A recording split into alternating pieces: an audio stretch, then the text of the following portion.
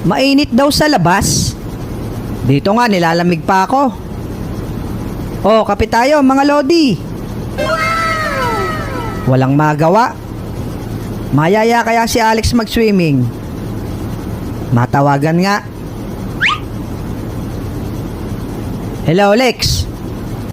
Oh, Bogart, napatawag ka. Bakit? Tara, maligo sa swimming pool. Tamang-tama, mainit. Wala pang kuryente dito sa bahay. Oh, sakto pala. Sige, magkita tayo doon sa tindahan ni Aling Betty. Okay, okay. Teka, makapagpaalam muna kay nanay.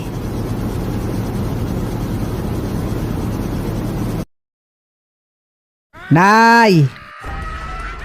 O bakit anak?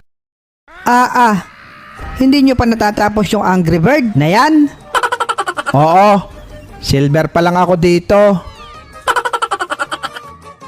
Ako'y maliligo muna. Sasamahan ko si Alex sa swimming pool. Ay sige, napangit ang laro ko pag andito ka. Lakad na. Si inay talaga. Sige ho, ako'y aalis na. Bogart, isarado mo yung pinto. Baka lumabas ang aircon. Sige, Nay.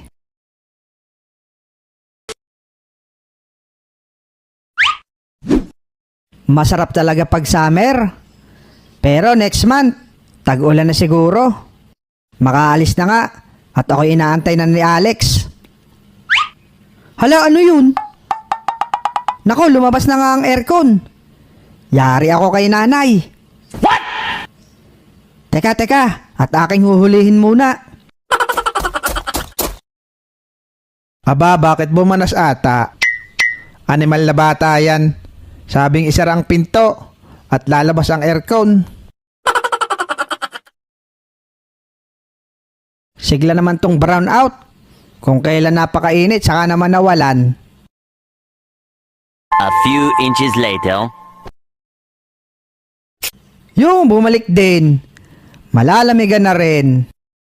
Teka, mabuhay nga muna yung electric pan.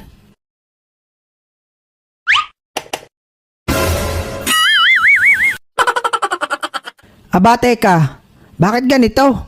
TV yung umiikot. Inay, sinong gumawa ng electrical kahapon? Yung kapitbahay natin, electrician, magaling daw yon. Magaling. Ay bakit ganito? Bakit? Anong problema?